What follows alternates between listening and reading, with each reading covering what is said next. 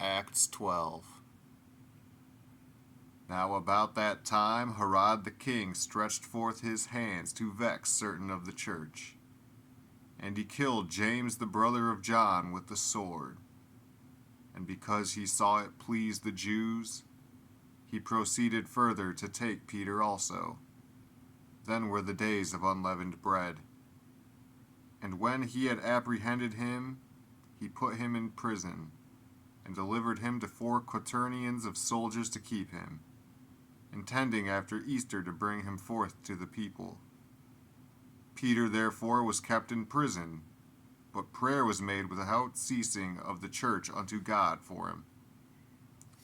And when Herod would have brought him forth, the same night Peter was sleeping between 2 soldiers, bound with 2 chains. And the keepers before the door kept the prison. And, behold, the angel of the Lord came upon him, and a light shined in the prison. And he smote Peter on the side, and raised him up, saying, Arise up quickly. And his chains fell off from his hands. And the angel said unto him, Gird thyself, and bind on thy sandals. And so he did. And he saith unto him, Cast thy garment about thee, and follow me. And he went out, and followed him, and wist not that it was true which was done by the angel, but thought he saw a vision.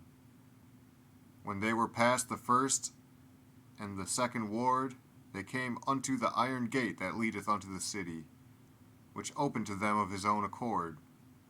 And they went out, and passed on through one street, and forthwith the angel departed from him. And when Peter was come to himself, he said, Now I know of a surety that the Lord hath sent his angel, and hath delivered me out of the hand of Herod, and from all the expectation of the people of the Jews. And when he had considered the thing, he came to the house of Mary, the mother of John, whose surname was Mark, where many were gathered together praying. And as Peter knocked at the door of the gate, a damsel came to hearken, named Rhoda. And when she knew Peter's voice, she opened not the gate for gladness, but ran in, and told how Peter stood before the gate. They said unto her, Thou art mad. But she constantly affirmed that it was even so. Then said they, It is his angel. But Peter continued knocking, and when they had opened the door, and saw him, they were astonished. But he, beckoning unto them with the hand to hold their peace, declared unto them how the Lord had brought him out of the prison. And he said, Go shew these things unto James, and to the brethren. And he departed, and went into another place. Now as soon as it was day, there was no small stir among the soldiers, what was become of Peter. And when Herod had sought for him, and found him not, he examined the keepers, and commanded that they should be put to death. And he went down from Judea to Caesarea, and there abode. And Herod was highly displeased with them of Tyre and Sidon.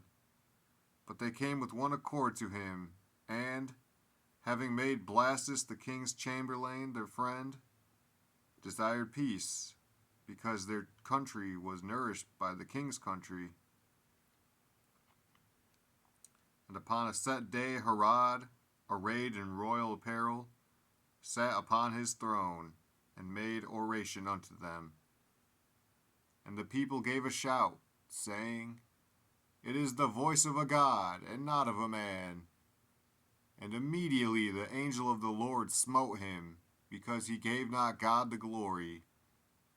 And he was eaten of worms, and gave up the ghost. But the word of God grew and multiplied. And Barnabas and Saul returned from Jerusalem, when they had fulfilled their ministry, and took with them John, whose surname was Mark.